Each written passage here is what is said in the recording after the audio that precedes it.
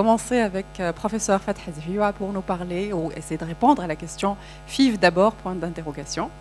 Voilà, à vous la parole.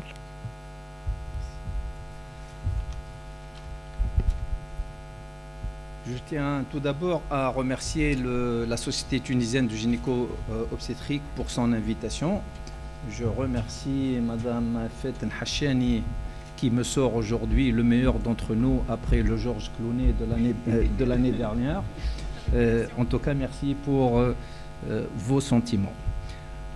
On m'a demandé de traiter une question assez épineuse, infertilité et endométriose, FIV d'abord. On va essayer de répondre à cette question. Tout d'abord, je n'ai pas de conflit d'intérêt par rapport au sujet traité. Et je vais suivre le plan suivant. On va tout d'abord parler de la FIV dans le cadre de l'endométriose et de ses résultats. On fera ensuite un zoom sur ses particularités par rapport au nombre d'ovocytes recueillis, par rapport à la qualité ovocytaire en cas d'endométriose et par rapport à l'implantation. Ensuite, on traitera l'impact de la chirurgie sur les résultats de la FIV. J'enchaînerai par un survol sur quelques recommandations de l'écheret pour ne pas empiéter sur la présentation suivante et on terminera par une conclusion. Tout d'abord, le taux de naissance en cas de FIV pour indication endométriose. On voit que le nombre d'ovocytes au recueil, il est abaissé de l'ordre de 2 à 3 ovocytes. Que le nombre d'embryons obtenus est également plus bas en cas d'endométriose qu'en cas d'infertilité inexpliquée. Et qu'on consomme plus de gonadotrophine en cas d'endométriose qu'en cas d'infertilité inexpliquée. Et par conséquent, on a un taux de naissance vivante qui est statistiquement plus bas, 24,1% de life birth rate en cas d'endométriose contre 29% en cas de stérilité inexpliquée. Dans cette autre étude, on ne retrouve pas de différence par rapport au taux de naissance vivante dans les groupes endométriose et dans les groupes de contrôle. Dans cette étude-là aussi, une large revue de la littérature faite par une équipe chinoise et publiée en 2020, il n'y a pas de différence statistiquement significative en cas d'endométriose et en l'absence d'endométriose. Mais si on regarde de façon plus précise, toutes ces études que je viens de présenter parlent de taux de naissance vivante par cycle. Mais si on ajoute le taux cumulé de grossesse, puisqu'on a un peu plus d'ovocytes dans le cadre des stérilités inexpliquées, en tout cas en l'absence d'endométriose qu'en cas d'endométriose, donc on a plus d'embryons à congeler et donc la différence devient statistiquement significative lorsqu'on parle de taux cumulé de grossesse en tenant compte des transferts d'embryons congelés. Peu d'études ont comparé les résultats de la FIV en fonction de la sévérité de l'endométriose. Il y en a quelques-unes. J'ai choisi cette méta-analyse de Hamdan, publiée en 2015, où il ne retrouve pas de différence lorsqu'il s'agit d'une endométriose stade 1 ou stade 2, et qu'il y a une différence lorsque l'endométriose est sévère, stade 3 ou stade 4. Donc nous allons faire un zoom sur les quantités ovocytaires, le nombre d'ovocytes, la qualité ovocytaire en cas d'endométriose et le taux d'implantation. Pour la quantité ovocytaire, dans cette étude donc, de cohorte sur plus de 459 patientes présentant une endométriose comparée à un groupe de 360 patientes sans endométriose, il y a 3 ovocytes en moins dans le groupe endométriose. Donc, on perd à peu près 3 ovocytes au recueil. Dans une autre étude qui nous vient de Turquie et publiée dans Human Reprod en 2021, là aussi, on a une perte de 3 ovocytes dans le groupe endométriose. Dans cette étude qui nous vient de Chine, large cohorte aussi, 862 patientes présentant un endométrium comparé à un groupe de contrôle sans endométrium. Là aussi, il y a une perte de presque 3 ovocytes dans le groupe endométrium. Et je termine par cette méta-analyse qui vient d'être publiée en 2023 par Migliani, l'italien, qui s'intéresse beaucoup à l'endométriose. Et là aussi, il y a une différence statistiquement significative en nombre d'ovocytes au recueil, mais il n'y a pas de différence significative lorsqu'on parle des ovocytes matures en méta 2. Qu'en est-il de la qualité ovocytaire et endométriose? Très belle étude sur plus de 13 614 patientes présentant une endométriose qui ont été analysées à travers le registre anglais de FIV. Cette étude a été donc réalisée dans l'équipe de Sankara. On voit que dans cette étude, 758 patientes qui ont une endométriose ont bénéficié d'un don d'ovocytes. Et donc, par conséquent, c'est des ovocytes de femmes jeunes qui sont de bonne qualité et qui ont été comparés aux 12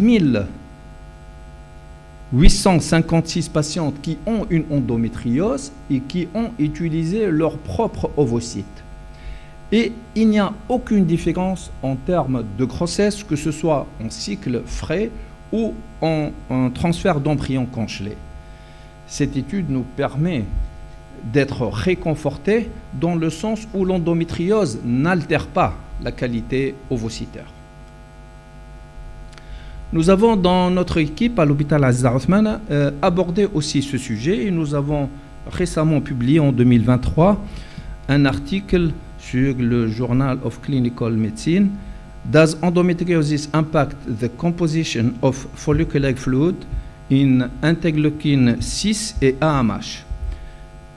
Cette étude nous a permis de constater que le taux de l'interleukine 6 dans le liquide folliculaire chez les patients qui ont une endométriose est 8 fois supérieur au taux de l'IL6 dans le groupe contrôle. Le niveau de l'AMH dans le liquide folliculaire ne diffère pas entre les deux groupes. Et il n'y a aucune différence en termes de taux de grossesse et en termes de naissance vivante. Et nous avons aussi constaté, comme la plupart des auteurs,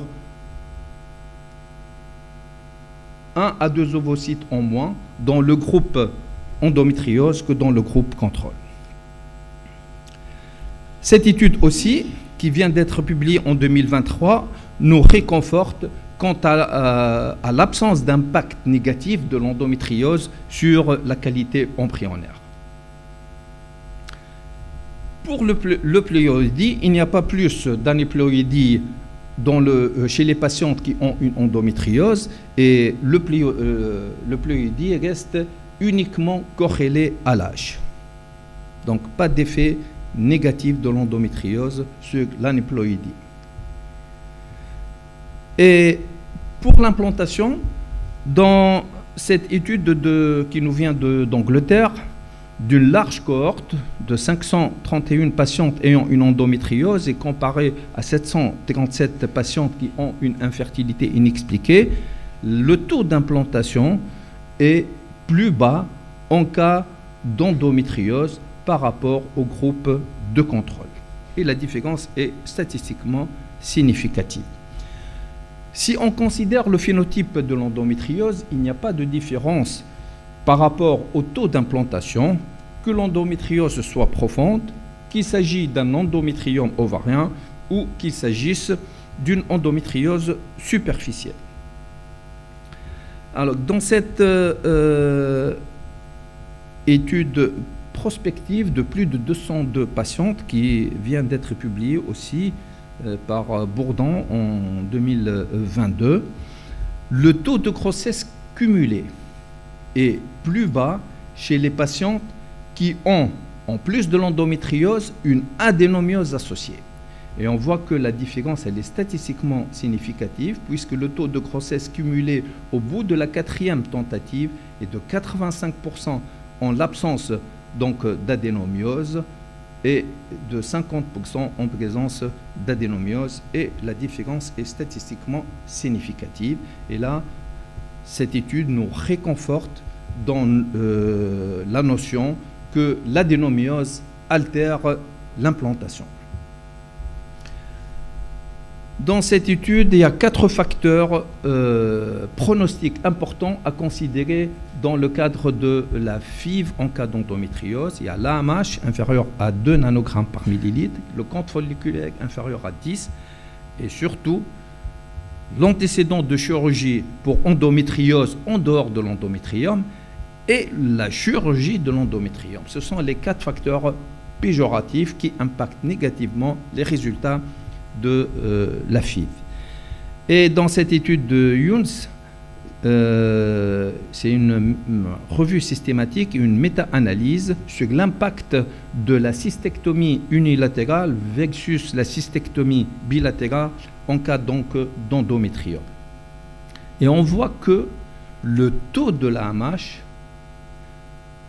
descend de façon importante à 39%, lorsqu'on réalise une cystectomie unilatérale, et cette chute, elle est encore plus précoce et plus profonde, surtout lorsqu'on réalise une kystectomie bilatérale pour endométriome. Et dans cette méta-analyse qui nous vient d'Espagne et publiée en 2022, on voit que le taux d'AMH chute précocement dans le groupe des patients qui ont été opérés, et que cette chute de la AMH persiste dans le temps. Donc il n'y a pas de récupération par rapport au niveau de la AMH.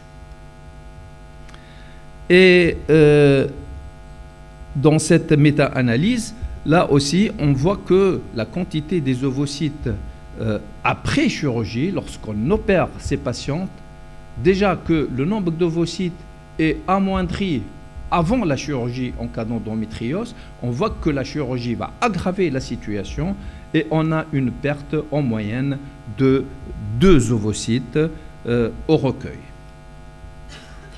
Dans cette étude de Santulli, là aussi, on retrouve une perte de 4 ovocytes au recueil suite à une chirurgie donc, de l'endométriose. Et la différence, elle est statistiquement significative. Ce qui fait suggérer à cette équipe et à cet auteur d'intégrer dans notre conduite à tenir la proposition d'une préservation de la fertilité en tenant compte bien sûr de l'âge, du niveau de la AMH, du compte folliculaire, d'intégrer cette notion dans la prise en charge de ces patientes avant même la chirurgie. Alors, l'impact de la chirurgie par rapport au taux de naissance vivante, si on voit ce que rapporte la littérature, donc en termes de naissance vivante, et j'insiste beaucoup, par cycle, on ne parle pas de taux cumulé, il n'y a pas d'impact de la chirurgie sur le taux de naissance vivante par cycle. Là aussi, sur cette méta-analyse de Bourdon publiée sur Fertile Stérile en 2022, là aussi, il n'y a pas d'impact lorsqu'on considère le taux de naissance par cycle. Par contre, si on regarde uniquement les études prospectives très bien conduites, on voit que, par exemple, dans cette étude-là de 2020, il y a une différence et une chute du taux de grossesse dans le groupe des patientes qui ont été opérées, 41%, par rapport aux patientes qui n'ont pas été opérées d'une endométriose, 64%. Et dans cette étude donc, qui nous vient de Finlande, on voit que les patientes qui ont une endométriose profonde colorectale, qui ont été opérées, on voit, et qui ont dû passer en FIV par la suite, on voit que leur chance de grossesse diminue de 9%, 20% uniquement de live birth rate, contre 29% chez les patientes qui n'ont pas été opérées de leur endométriose colorectale. Là aussi, le time to delivery, on voit que le temps jusqu'à l'accouchement s'allonge chez les patientes qui ont été opérées de leur endométriose. Même chose pour time to pregnancy, là aussi pour les patientes qui ont été opérées d'une endométriose profonde, qui n'ont pas conçu spontanément, on voit que le temps d'obtenir une grossesse se voit rallongé par rapport à une approche de FIV d'emblée. Puis il ne faut pas oublier que la chirurgie de l'endométriose est une chirurgie qui est relativement difficile et qu'elle expose à des complications. Et dans cette étude déjà ancienne de 2009, plus de la moitié des patientes vont représenter de nouveau des douleurs pelviennes qui étaient l'indication princeps de l'indication chirurgicale.